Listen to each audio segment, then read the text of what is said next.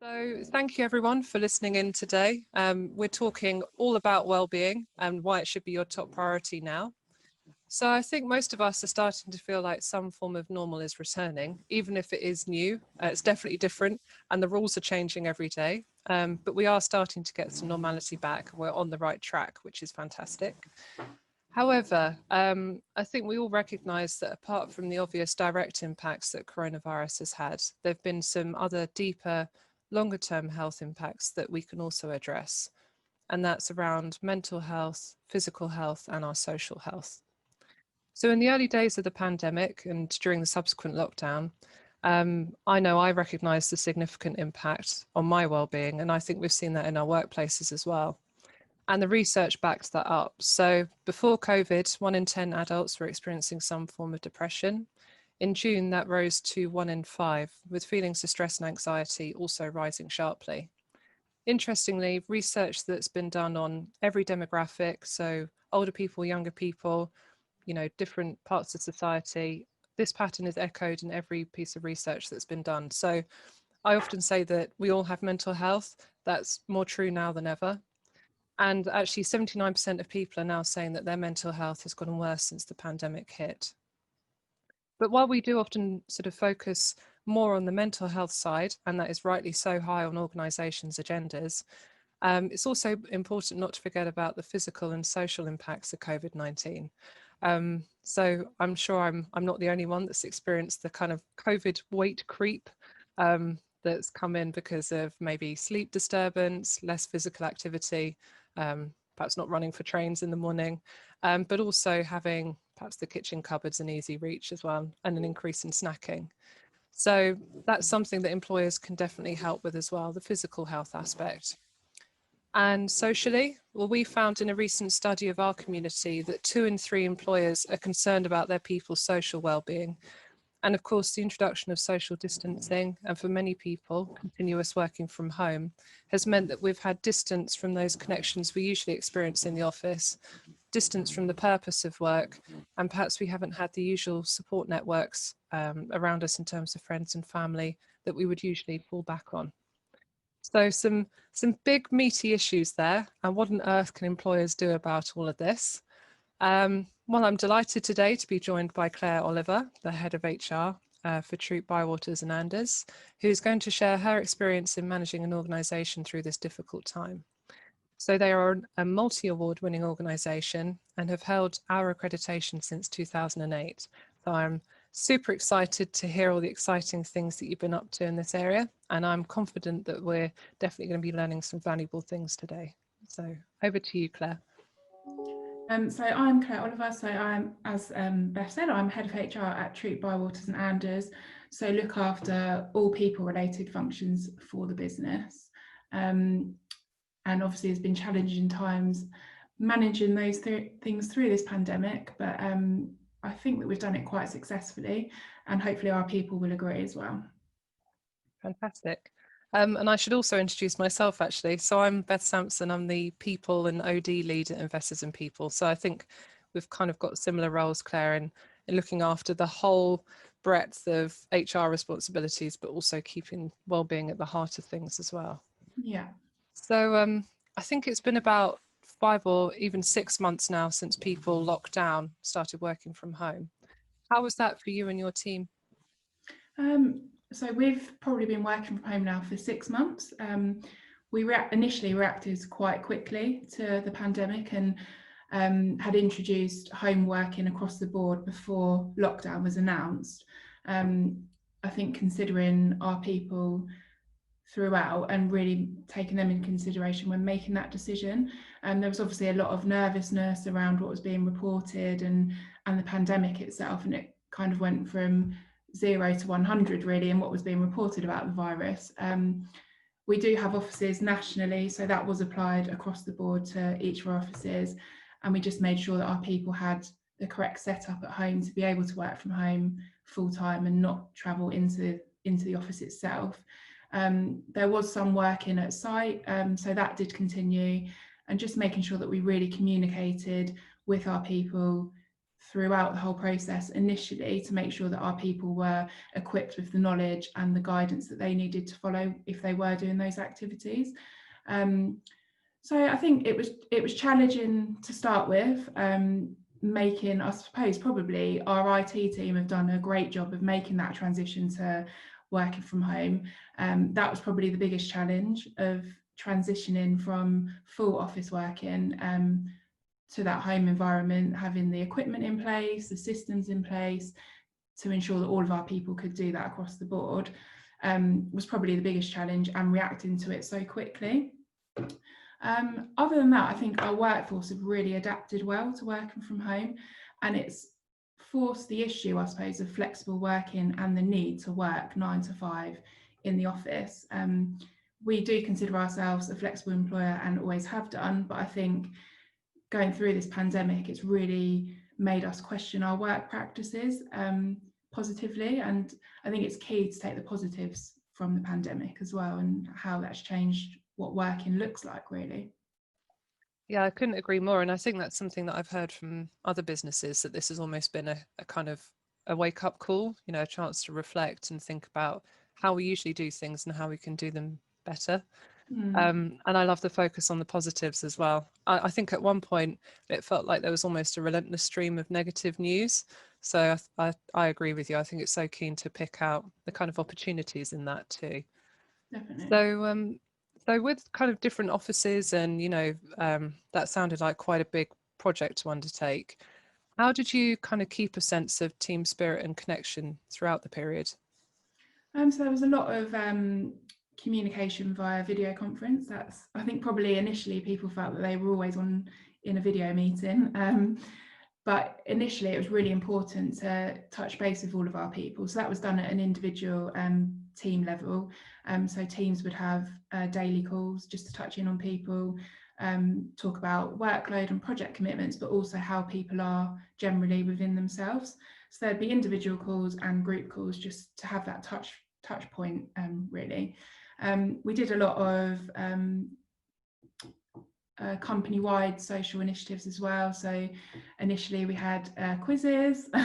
I'm sure everyone participated in quizzes right at the beginning of lockdown, but that worked really well as well. And I think just doing things in a different way to keep that overall company communication going throughout the business, to make sure that everyone did feel involved and everyone felt that they were updated with not only what we were doing as a business, but what was going on nationally as well, and the advice that was coming out from government. So I think that was continually changing. So a challenge for us was to adapt our internal communications to suit what was being reported nationally, because everyone was reading the news and listening to the news. So it's just making sure that we adapted and quickly to what was being reported nationally.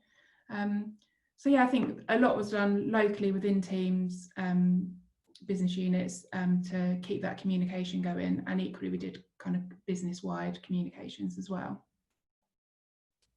Perfect, thank you. Yeah, I think it was so important, wasn't it, to keep that communication going early on and sustain it throughout, even though it was difficult at times when the landscape kept changing. Definitely. So I'm kind of interested to hear as well, what was the role of sort of senior leaders and managers within the business in keeping that team spirit and communication throughout?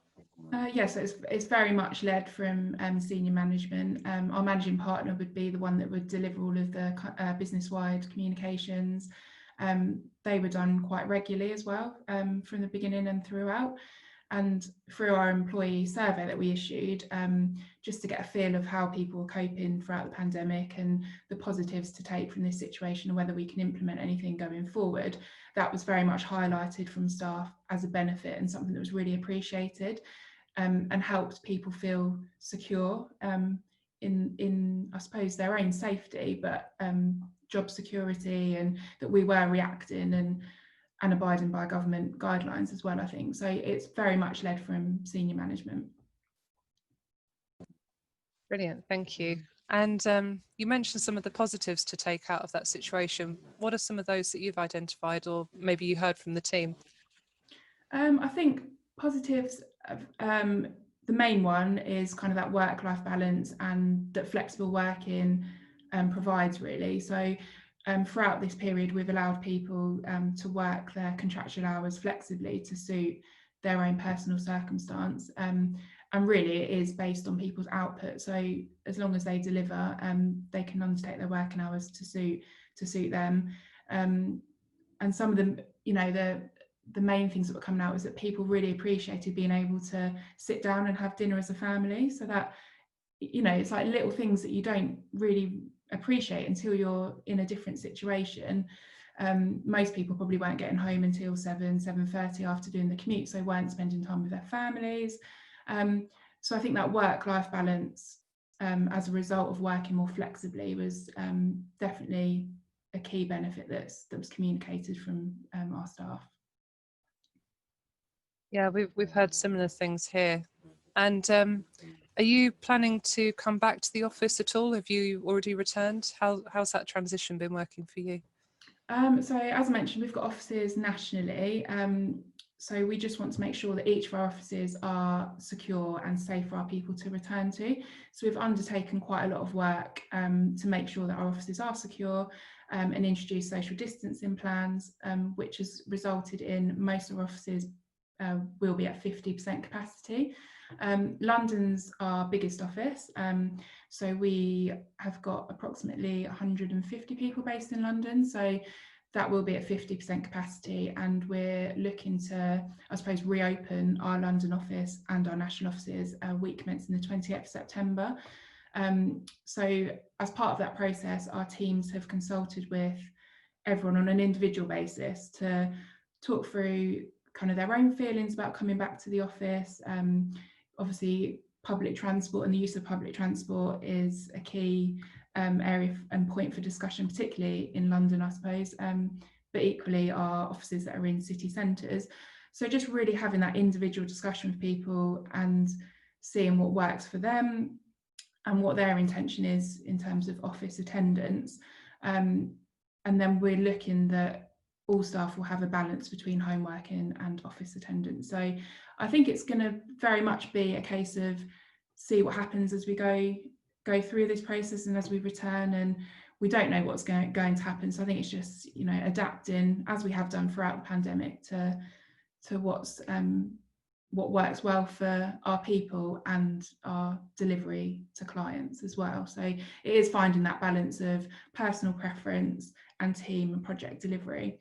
And I think really another thing that came out of our employee survey that was missed from people from work from home is that face-to-face collaboration with colleagues and with clients. So I think that is really important that we do maintain that. And it was quite positive as well that all of our people do seem to look forward to, returning to the office in some form of capacity.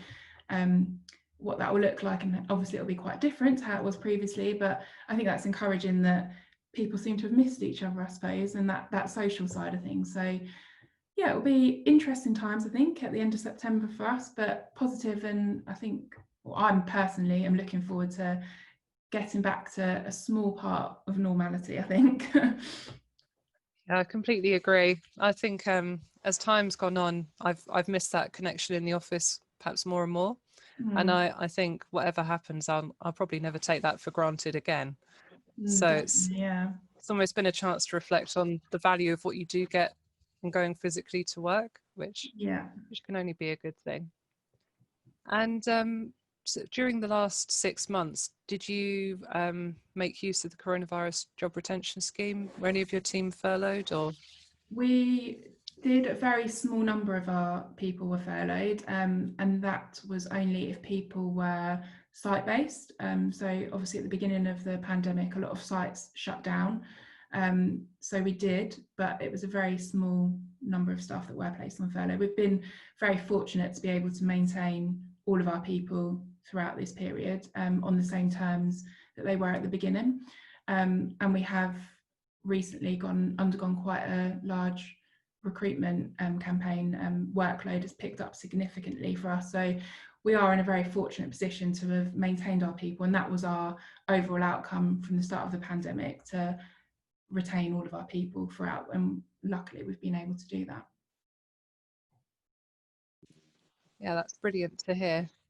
And So I guess coming back to the central theme of this kind of session, in your opinion, why do you think it's more important than ever for businesses to be focusing on well-being now as we go back into this kind of transition phase to normal? I think well-being's always has been important, and for us has always been on the agenda. I think this pandemic has changed people's lifestyles significantly, and as a result of that, I suppose people's well-being and people's own feelings have changed. So I think particularly as you mentioned, the social and physical side of things, I think that social side, whether you live alone or you live with family, your social well-being has changed significantly. You're either not, I suppose, having that face-to-face social interaction, or you're only socializing with a small number of people, and people that have childcare.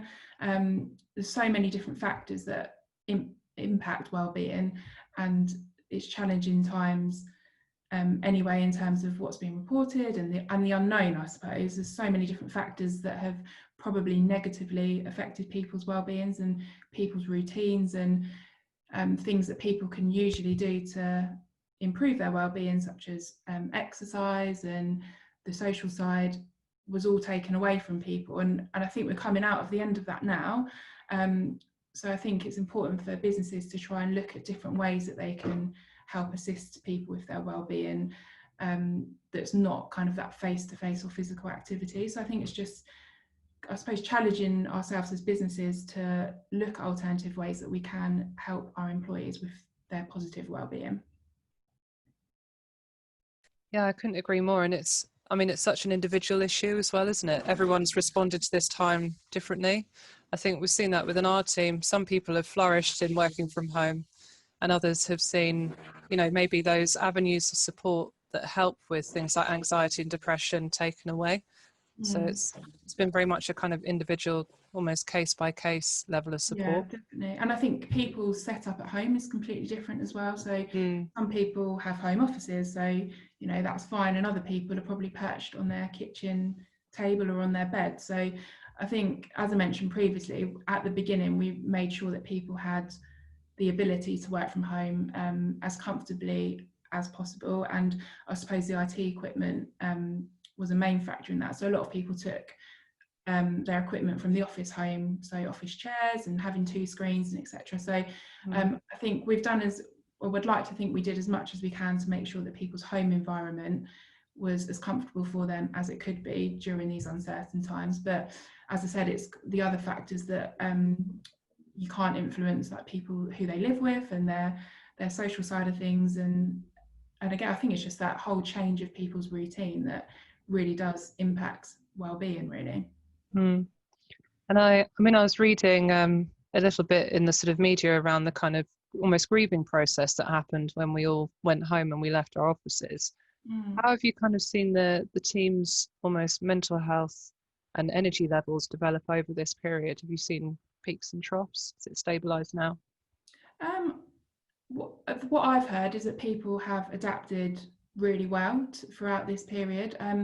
There have been occasions where people have attended the office for such reasons, so that they're not in their home environment, and they've been able to go into the office, obviously abiding by all of the guidelines. So there are things that we can look to do for people in those situations. But overall, I think that what I've heard is that people have responded really positively to this, which is quite refreshing. And I think people adapt to change, and I think this change has just been forced upon us. So it's not a change that we're in control of. So as I say, I think it's been really positive how everyone seems to have responded to the transition to working from home and the different environment we find ourselves in as we come out of this pandemic as well. Fantastic. So you've mentioned that people are starting to kind of come back to offices perhaps at the end of September, but more broadly, what will the next 3 to 6 months look like for you, do you think? I think in terms of office attendance, that will just be, most of our people will be doing 2 to 3 days in the office, and that will very much be reviewed on a regular basis in terms of how that's working for individuals, and looking at the external factors that influence that, so public transport, any local measures that are in place. I think it's very much going to be how we manage coming into this pandemic. It'll be managed in the same way as we transition back to the office. So it very much will be reviewing as we go along, really, and seeing what works for the business and for our people. Okay, fantastic. And kind of within the sort of realm of HR, have you seen your priorities have to shift, and have you kind of got a strategy going into the next few months, or is it more kind of an evolving piece? I think it's been evolving from the beginning, I suppose. It's, as mentioned, it's just adapting policies and procedures that we had in place to be, I suppose, delivered face to face, are very much being done remotely now. So I think it is adapting, and I think there hasn't really been anything that hasn't been able to be delivered whilst we're in this pandemic. I think the one thing that probably has suffered is the mentoring and traineeship of our younger people, or not our younger people, our apprentices and trainees. I think that's probably really missed, that face-to-face mentoring and direction, I suppose. It has been done remotely, but you can't really replace what you get face-to-face at that level, I don't think. So, and again, I think adapting to the way that we have recruited people and that onboarding process. But I think it's gone as positively as it can. And I think that as we transition back to the office, we'll kind of look at what's worked and what we can maintain in that way as well, because there's certain things that can be done remotely to avoid people, coming together in the office. So very much evolving, I think. Yeah, I think we've seen something similar. But I guess one of the things that I've really enjoyed seeing, and I think I've heard from other people they've had as well, is that we've definitely all got to know each other much better, almost on a kind of more personal level throughout this time. Somehow being distant has actually brought us closer, which I think has been a really nice takeaway from it. Yeah, I think the only thing I think you miss from being in the office together is that kind of general chit chat that you don't necessarily have. So is when you're on video calls, you're calling someone for a work reason as well. I think so. I've personally missed that side of things, and equally being kept in the loop on certain things. You know, people either forget, or you can't, I suppose, support people in the same way, because often with my role, I think not issues, but ways that you can help and support people just come out through talking to people, and and that's missed a bit, I think. But yeah, like you say, I think it's just another way of being able to get to know each other and communicate and socialise, I suppose. So yeah. No, I do know what you mean. Sometimes there are almost visual cues as well, aren't there? You can see someone's kind of more withdrawn than normal. You wouldn't pick that up necessarily over something like Teams or Slack. Yeah. So, and it doesn't just naturally, I suppose, come out in conversation, where you can, just through having a conversation with someone, you can tell a lot more, can't you? And as you say, kind of pick up on cues as well. So fantastic. So just to close off, what do you think is the best advice or the top tips that you can give to our listeners, many of whom will probably be in the same position as us, maybe in HR roles, managing this transition? I think the key thing for us throughout has been to involve our people and speak to our people throughout and at every stage. I think that's really important. I mean, it's there, that you spend most of your time at work, don't you? And whether that's in the office or remotely, I think it's really key to communicate with people and get feedback as well of what's worked for them. I think as we transition back to the office environment, maybe, I think it's really important to learn what's worked well for people whilst working from home, just not so as we don't lose the positives of the pandemic, I suppose, and the positives that it's brought for people, as I mentioned, kind of that work-life balance. And do we need to be in the office 9 to 5 days a week, and really speaking to your people to understand their views. And I think as a business, we've noticed that it's worked really well for us, and we haven't had a dip in output or delivery to our clients. So I think it's just really learning what's worked well and taking those positives forward, and not to lose the positives that have come out of this. Fantastic. Thank you. I thank you for sharing all those. That sounds Yeah. like, yeah, it's been a busy time, hasn't it? But there's definitely been some like pretty amazing things to come out of it.